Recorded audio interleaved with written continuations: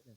So let me just tell you a little bit of history about the sound system. So before sound systems, what you had in the places like the Caribbean, you had mento bands, live orchestras, and things like that, because they didn't really have the technology or the instruments or the equipment to have the sound systems. But all of that changed roughly towards the end of the 1940s, going into the early 50s. So as you can see, a picture of a man up here. Oops, where's the audio gone? So you can see a man setting up his sound system. Anyone like to guess who this man might be?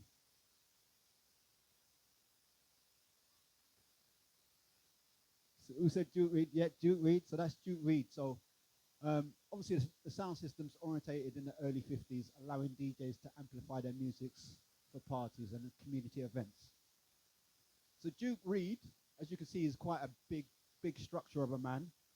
Before he entered sound systems, he was actually a policeman for about 10 years. And then he sort of chopped that in and he got into his music passion. So he became a music producer. Again, anyone would like to guess what record label he made? No, not Trojan, but a good guess? No? No? Treasure Isle. All right, you remember now. All right, yeah, so Treasure Isle. So obviously in the early 50s, he also built his sound, which was called a Reed sound. He was one of the most popular sound systems in Jamaica of its time. Now we're going to move on to a next legend from the sound system's history. And this one is Coxsone Dodd. So Coxsone Dodd, he was instrumental in creating sound system culture, promoting reggae music, countless artists and DJs. Now his journey started, he first went on a trip to the United States, because in those days, all you could listen to was things like the radio. So if you didn't have live orchestras, you had the radio. On the radio in those days, it was music coming from America, so that it might have been country and western. That's why in the Caribbean they love their country and western. Or it might have been rhythm and blues, so what we call R&B. So he went to America and he brought back a few records. And then he started playing them in his mother's shop, because he had a little record player just like this one over here, and he had an amplifier. So what he did, he then sort of built that sound system so he can then challenge Reed's sound. So his sound was called downbeat sound. Cracking. Yeah, see, this is what we call in the interaction. This is why it's immersive, all right? Big up my sister, Afina. Yeah, so as I said, he built his sound system, which was called Downbeat Sound System. So you can just see the record player there. So his sound system was like competitive towards Reed sound. So many a times they used to sort of battle it out against each other, just for competition and fun. Later on, when the R&B craze ended in America, the sound systems were forced to produce their own records. By this time, they was able to start making studios like Coxsone Dodd's studio. They was able to start cutting their own records. So that's when this man here, Coxsone Dodd, he built his record label. Anyone like to guess what his record label was called? Studio One. Yes, so his Studio One label. And he had sort of many hits, so yeah, so I would say he had many hits going on from there. And can you just give me a little demonstration dips of one of his hits? This is Marcia Griffiths on the Studio One record label. Come on, dance with it.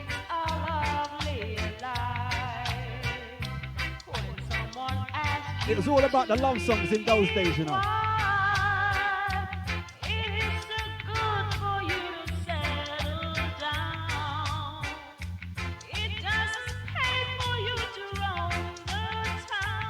Yes, Auntie. Yes, cousin, I see you skanking. When you find someone who is true to you. Yes, so that was Marcia Griffiths, and she was on the studio and record label. Obviously, that brought us into the 60s, but going slightly back, we had that famous generation called the Windrush generation from 1948. Throughout the 60s, the 50s and 60s, they continued until the 70s. So obviously, post-war migration significantly influenced the landscape of the UK, enriching it with vibrant practices. So the role of the sound systems became vital for the Caribbean immigrants. This was serving as a connection to their roots and a platform to express their culture. So the Windrush generation, they didn't really have many places to go back in those days. So they had to find their own venues because venues were saying, you can't come in because of the color of your skin, etc. So whether it was in a basement of a house, and what some of those dances were called were should-be-ins because they were down in the basement. Or it could be should-be-in, should-be-in, should-be-ins. Yeah. And others were in the houses. So inside the houses, we called them blues parties, yeah? And we've even had a few of those down these sides, but I'll get onto that a little bit later on.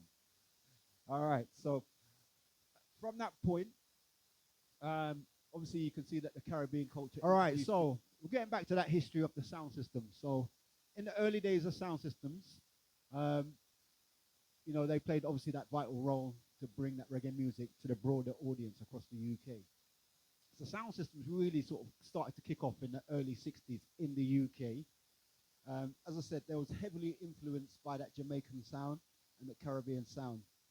So sound systems established themselves, as I said, in urban areas like Brixton, Harlesden, Handsworth, Bristol, all them kind of areas there. And they brought that vibrant music to the communities. So obviously there was a famous Englishman who fell in love with reggae music in those early days. Can anyone guess who that man might have been? Yes, yes, David Ramjan Rodigan. And later on, I might play a tune that the tune that he actually fell in love with. All right, so just keep that one on pause for a minute. So, hold on, Sips, before if we just go back. So let me just talk you through this picture. So in sound system, so when I was growing up, I always wanted to be in a sound system because it was like being in a gang. Because we didn't have clubs to go to. So if you was part of a sound system, you was part of something special, trust me.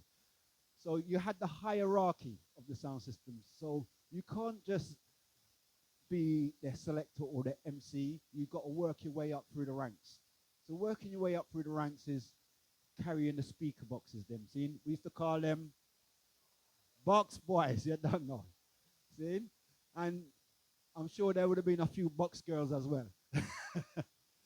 And then you had this man on the side. I think he might have been a manager because he's kind of looking around the corner like, say, if you drop that box, I'm going to drop you. You see?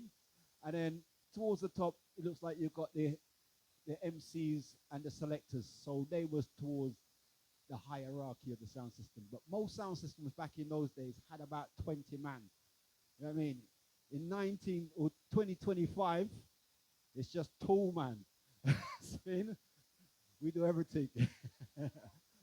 All right. So we're just going to move on to the next slide.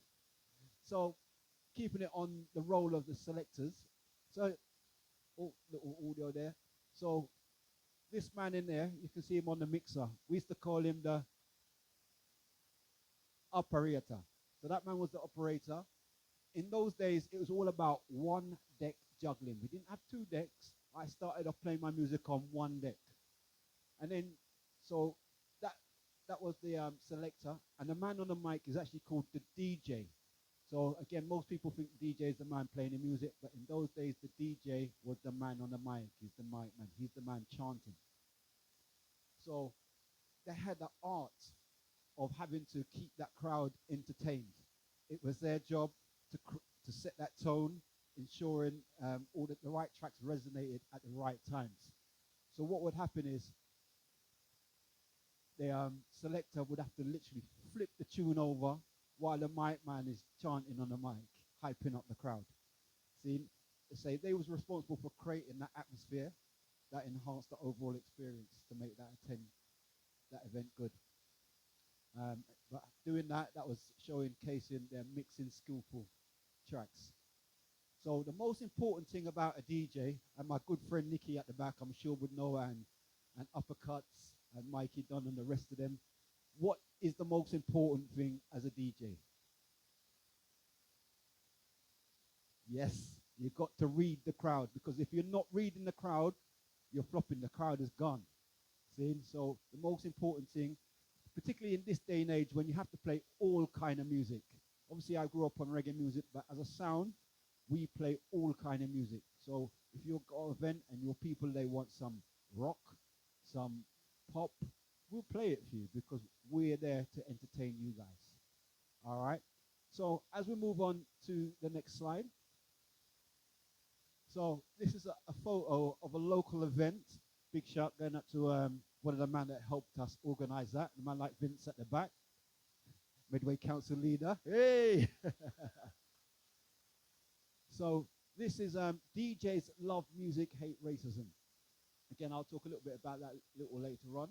But basically, these sound systems, they foster that sense of belonging by uniting the community and creating shared social experiences. Now, as you can see in that picture, the vibe is just electric. That was from about 2011. And right now, I'd just like to show you a short clip of, I'm actually going to play you two short clips of those events. The first clip, please.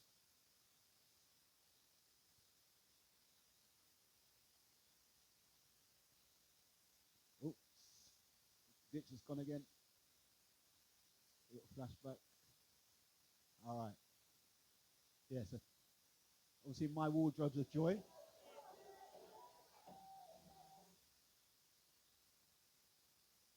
And then Hawkeye joined us with a truckload more speakers.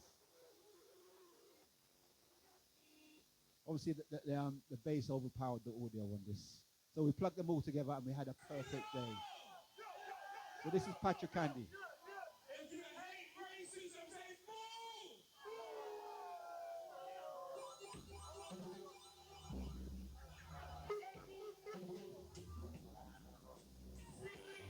This is in Chatham, Command House.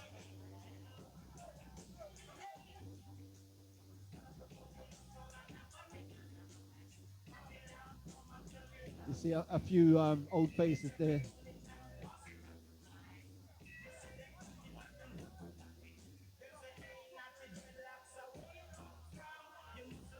Hopefully the visual will come back in a second.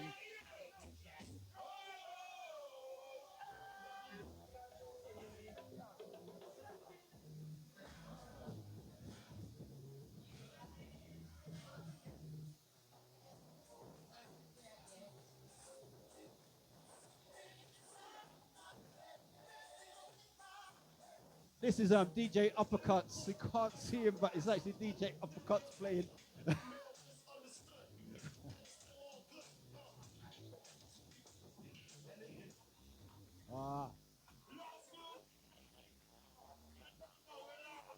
Someone you might recognize. Music, hate racism, 2011 Medway. Listen. Experience in the place number one. So big up Mikey Ragga.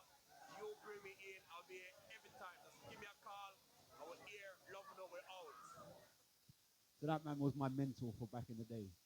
So as we move on to the next clip, apparently the audio, the visual comes through the internet, so it might be a little bit shaky, but we'll give it a try.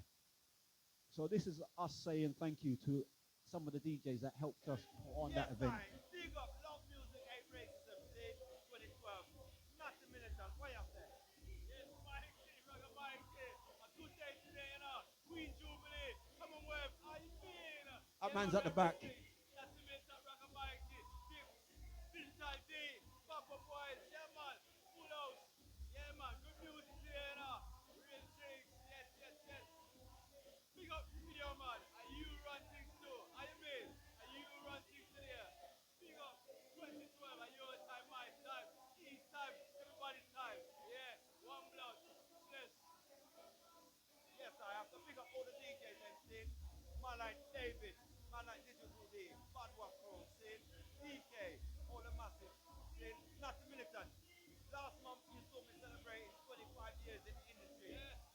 never mention nothing militant. 25 years also in the industry. Yeah.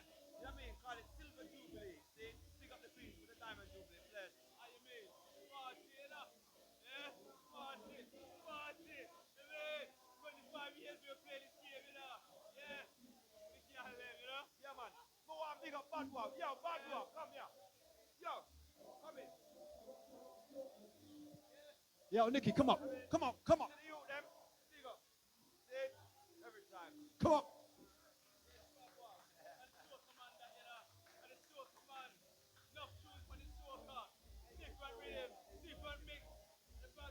This is one of my proteges.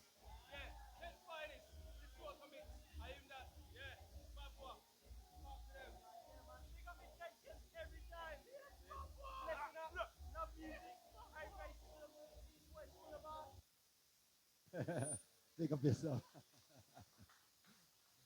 Yeah. So that's how we keep it all community friendly. So that was Love Music. So let's take you on a little journey to Notting Hill Carnival. So obviously everyone knows Notting Hill Carnival is the world's second largest carnival. It's a vibrant celebration that showcases the Caribbean culture and music, influencing particularly soca and reggae music. Oh, I'm out of breath after that last clip. So this photo was actually taken on a sound system called Rough But Sweet. So we've got Rough But Sweet Mikey Don just standing at the back over there. So Mikey's also brought some memorabilia for us. So he's brought a trophy from a sound clash, his first preamp. So that says Rough. Can you come and read it, Mikey? So that says Rough But Sweet International Carnival Cup 2024. Celebrating 2004, sorry. Celebrating 40 years of sound systems playing at Notting Hill Carnival. And I know for a fact Mikey has played at Notting Hill Carnival for over 30 years. So again, big up yourself, Mikey.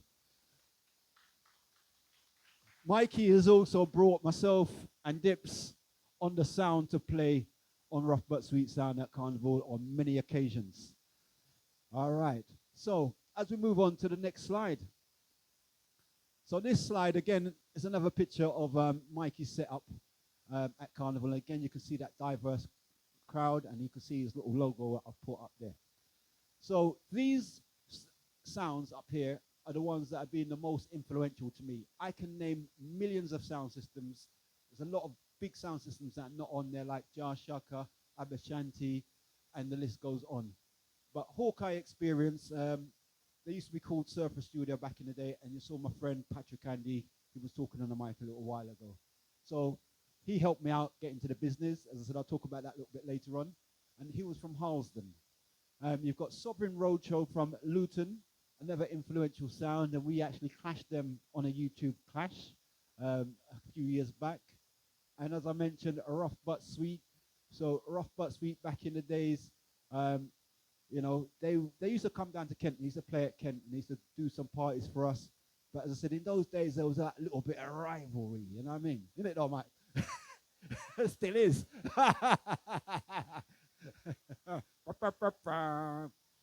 Any time, you know. All right, as we move. So, and then you had Fat Man Sound from from North London. Yeah. And you had the mighty Coxon Sound, who started in around 1967. No, Coxon. You had Coxon, so that's Lloydie Coxon. So again, Lloydie Coxon was one of those big influential figures in the sound system history of the UK. And then you had Saxon, that started around 1976.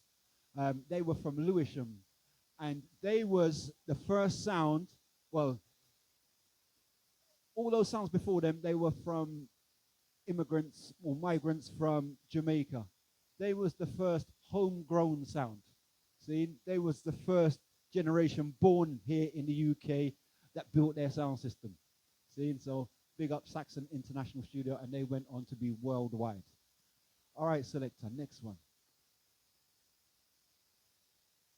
Oh, okay, so as we sort of moving on, going to talk a little bit about my sound called Intention Studio and the type of things that we do here in Kent. But before I do that, let me just take you on a little journey back again. So my sort of passion for sound systems started really when I was about 4 years old. So as I said, back in the days, you had Shubians. Coming from a large family, my grandparents had 9 children living in the house in Harlesden, and there was always an occasion. It could have been someone's engagement, it could have been someone's birthday, it could have been someone's christening, 21st and First Communion. But we always had a sound system in the yard at those times, and one of those sounds was actually called Volcano. But the rest of my cousins, they would probably fall asleep before the party really kicked in. But me, I would be watching them bring in them big heavy speakers. I would be standing up next to them. I'd be feeling that bass line in my chest. I'd be just literally memorized just watching them flip that tune over. And the MC doing his chanting. You know what I mean? I was hooked from those times. I didn't really know it, but I was actually hooked from those times. And then a little later on, my grandparents, they moved to Chatham here in Kent in 1978. And a year later, we followed. My mum followed, and we came down in 1979. At first, I didn't know a lot of families because there was a sort of handful of families. There was, if you really looked hard enough, you'd find your community. But we found those communities. So for me to get that connection, we had to listen to the radio. And before I moved up to Kent, in those days, there was a famous DJ on the radio every Sunday, and all the mans them used to be polishing their car and listening to the tune play. Anyone have a guess of what DJ? Not Reddy Gunn, not Barry G, Tony Williams. So I used to listen to a legend called Tony Williams. Funny enough, later on in life, we became friends in real life. You know what I mean? And I told him that, I said, you was my idol. I mean, obviously, sadly, he's no longer here with us. But again, he sort of started, what was it, Mikey? Was it the Reggae Awards? He started the Reggae Awards back in the day. So we did a lot for this industry also. But I say, and then we sort of mixed up around the mid-80s. I met up with a friend called Orville Smith. Because we, as youths, we used to play football on a Sunday. Used to go back to his house. He had a load of vinyl. We used to play vinyl. We used to, even though we were sort of 15, 14, have a little beer and, all them things. But, so it go back in those days. And then got to about 1987. I started sort of helping Orville out, doing little local parties. So that's how I kind of started becoming a DJ from 1987. And around that time, I moved back to London, so I was back and forth constantly. And I met up with Patrick Andy, again, who helped me get into his sound called Surfer Studio. So I was bouncing between two sounds at those times. And then, so in 87, the sound was actually called Ragaphonic. Then it changed its name to Barled and Nutty. I was the Barled of those days. So we was only a little sound because we only had a couple of Jamo speakers, but we still brought the vibes to the area. So we played in places like the Woodlands. This is the home of Midway Culture Club. We played in places like the Churchills and things like that. And then around 1989, Orville moved back to Brixton. And at that time, I was sort of collaborating with Patrick Andy to rebuild the sound or to expand on the sound. That's when I bought a Barracuda preamp and a Barracuda amp, and I bought a couple of bass spins. So Barracuda was a Caucasian man who used to build amplifiers and hi-fis for sound systems. He's just legendary by himself. So in 1990, it was set. The only problem was I didn't have a name for the sound. I wanted to create a brand new name. So there was two things in my mind. Like I always said, well, I'm a little sound man. So I want to grow up and I want to be a big sound man. You know what I mean? So that was my intention. Also, the other thing was there was an album called Intentions by Maxi Priest in 87. I used to constantly listen to it on my Walkman. The only thing I didn't do is bring a Walkman with me today. But I used to listen to that constantly on my Walkman. So those are the two things that inspired me. But it was with the help of my cousin Natty, when I was walking down the road, and he was asking me, and he says, well, that's what you got to call it. your intention, you got to call it intention. So we called the sound intentions. And then obviously we started doing a few parties in Glencoe Road, Admiral's Walk, Chelmer Road with a man like Kirk. I used to live with Kirk and all them things there. So a lot of those parties are up on these flyers over here. So please have a look at the flyers afterwards. And then we went into the nightclubs. We went into, there used to be a club just up the road called Excalibur Nightclub, King Charles Hotel. It was the biggest club in the UK at the time, or one of them in Europe, because it had 7 rooms, so it was one of the first super clubs. But I had my own room in there called the Sovereign Room. And unlike any other club, they might have been playing a little bit of commercial reggae, a bit of commercial R&B. I come down with the underground thing in there. And I brought my preamp, and I brought my bass bins, and I brought my own equipment into the club, and I plugged them up. So we had that real sort of blues party vibes there in the club. And then sort of rolling forward, I sort of moved back to London around 1999, 2000. Sadly, I had to sell some of my speakers, which I kind of regretted, but I kept all my vinyl, which I still got today. And then I was just doing the odd party in between. And then 2004, I moved back to Kent. Again, I did an odd few parties, and I was playing on the laptop. I did my sister's 21st, was it your 21st? And then I had to have 2 laptops because I didn't have a controller in those days. So I set up 2 laptops and I was playing alternative. So like I was mixing from just the laptops. Because I didn't actually want to do the party. I said to her, I'm not really playing no more. But she had a DJ there and I said, boy, I'm having to do something now. so I kind of took over. And then from there, sort of 2006, I started thinking I need to rebuild the sound because I actually missed the sound. I was still able to play, but I missed the sound system. So again, collaborated with Patrick. I said, boy, I need to rebuild, and I want to build it bigger and better. So around 2007, started rebuilding the sound. And 2008, it was built. At that time, this is when I met this young man called General Dips. Stand up, Dips. So Dips, he used to live opposite me. His parents used to have a post office, and he used to see me bringing in the sound. And one day he said he wanted to hire it, he wanted to borrow it because he was trying to put on a little student Bhangra party. So I hired it to him. And then again, he sort of got that passion from there, and then he wanted to come out and help me with my events. So he became the box boy. You know, but no shame in that. Trust me, every great sound man has to start off as a box boy. So he did that, and then he started helping me for a few years. And it took about sort of 5-6 years. I was in St. Lucia in 2016, and he had to do my granddaughter's first Holy Communion party by himself. And I gave him the hard drive.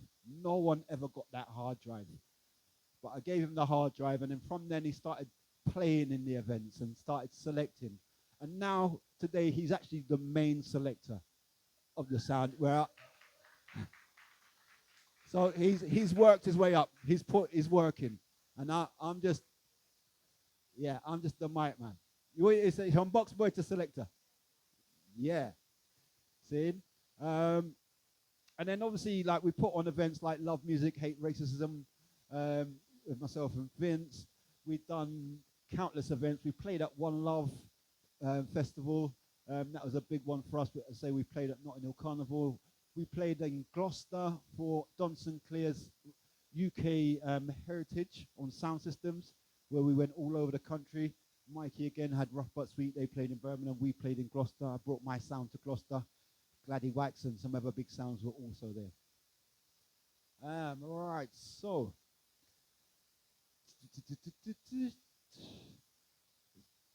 So, and also let me just mention some other sounds, people that was in the sound. So we had, obviously Polton was a part-timer in the beginning because as I say, he was in between 2 sounds.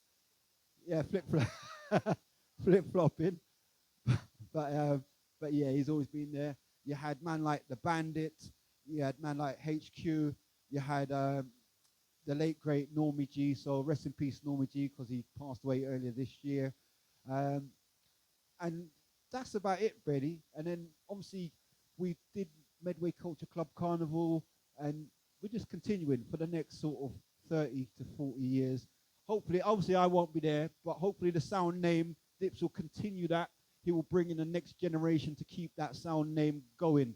So that sound name, in fact, a young man up there will hopefully take over the sound. You look this, no, not me. But yes, Casey and all of them crews will take over the sound, all right? Because it's about that community involvement, and it keeps you grounded, because if it wasn't for sound systems, I would have been a different kind of child, you know what I mean? But I had to be grounded. So I say that was roughly most of it. I think I had a little tune to squeeze in there. Somewhere did. Intention Studio. Let me just squeeze a little sample the of a tune here. sweetest studio in the whole wide world. Well, You know I'm it, Eric jump Dunkley, up, come. Original Combination Foundation, international Jamaican authentic artist. So big up man like Mikey Ragga. Big up all massive. Big up all crew. Whoa. Yes. Ooh, ooh, ooh, ooh. Yes. Intention play rubber dub a big way different. Pull it, selector. Yes. Intention play rubber dub. Just a little sample. In the next one, we're going to move on to the next slide. So the next slide is just talking about the technology. So as you can see, it evolves all the time. So sound system started on little things like that. Obviously, we had our tape decks. So a lot of these tapes are from the Excalibur or house parties that we used to do back in the day. Then it went into sort of CDJs. Let's say we've got the turntable up there. So it costs a lot of money. Trust me, people don't understand how much money it costs to run a sound system. Look at my wife, she's nodding her head. She's like, yeah, that's where all his money goes. He don't want to buy nothing for the house, but he's buying something for the sound. But the sound pays for it, so. You know what I mean? So we keep up with the technology. Next one. So obviously, big influence here. Reggae's unique rhythm and style. So obviously, everyone will recognize this man of Bob Marley. So reggae was popular in the UK before Bob Marley, but Bob Marley really set that across the rest of the world, like Europe, the US, and all those places. And from that, those type of places that didn't really know a lot about reggae, sound systems then emerged in Europe, Japan, and the rest of the world. So again, that's thanks to Bob Marley. All right, selector. So just going through some of the local events. So this was Love Chatham Carnival last year, 2024. So Medway Culture Club was part of that.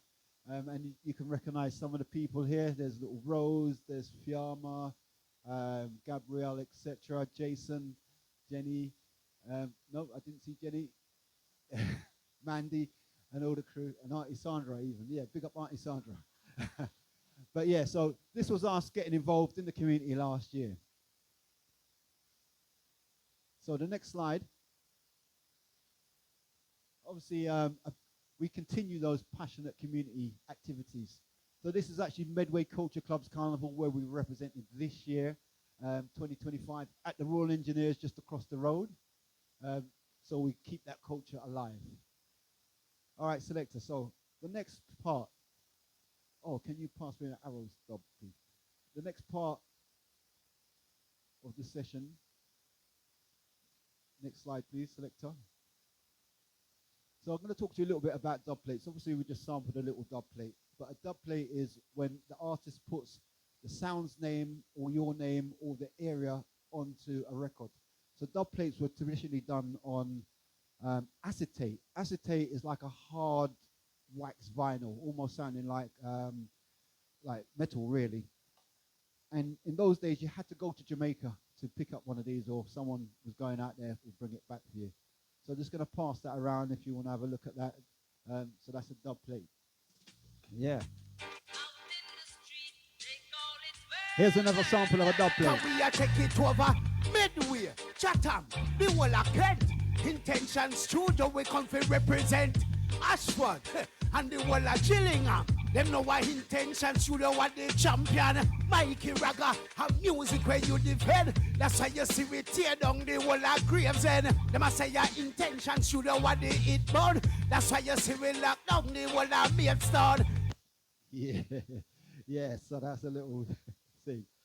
All right. So all right, let's move on, selector.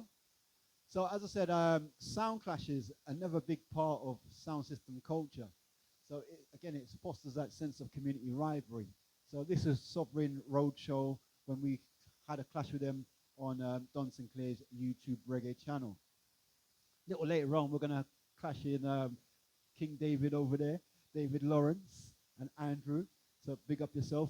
And they've been digging me all day, so that they want to put this on social media that they killed Intention Studio. So let's see what going on. All right, but again, it's all about fun and unity for the community. All right, selector. So that was pretty much it. But before we do our thank yous, we want to play another little sample. Have you got that ready, Dips? Apparently, I think this is what the children made today. Where's all the children? So obviously earlier on we had the Medway Culture Club. They had their session, and this is the after sort of part of the session. So if you've got any children between 5 and 16 and they want to come to Medway Culture Club, please look at the website and we can get them all involved.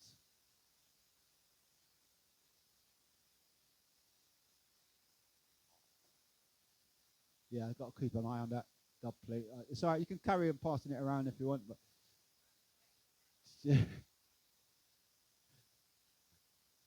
all right, selector, run the track. This is the first time I'm hearing it, the first time you guys are hearing it. Medway Culture Club, Medway Culture Club, Medway Culture Club, Medway Culture Club, Medway Culture Club, Medway Culture Club. In my power, power and my pride. Faith and equality, community will thrive. Brave with my people, me, myself and I. Kindness and confidence helps us survive. Let's mix up the vibe. Let's mix up the vibe. Let's mix up the vibe. My power and my pride. And firm in my power and my pride. Faith and equality, community will thrive. Brave with my people, me, myself and I. Kindness and confidence helps us survive. Let's mix up the vibe. Let's mix up the vibe. Come on, yeah. Let's mix up the vibe. My power and my pride. My power, power and my pride. Faith and equality, community will thrive. Brave with my people, me, myself and I. Kindness and confidence helps us survive. Standing firm in my power and my pride. Faith and equality, community will thrive. Brave with my people, me, myself and I. Kindness and confidence helps us survive. Let's mix up the vibe. Let's mix up the vibe. Let's mix up the vibe. My power and my pride. Power and my pride. My power and my pride. My power and my pride. My power and my pride. My power and my pride. My power and my pride. My power and my pride. My power and my pride. My power and my pride. Power and my pride. My power and my pride. Everyone join in now. My power and my pride. My power and my pride. My power and my pride. My power and my pride. Medway Culture Club dedicated. Medway Culture Club dedicated. Medway Culture Club dedicated. Medway Culture Club. Medway Culture Club. Medway Culture Club. Medway Culture Club. Medway Culture Club.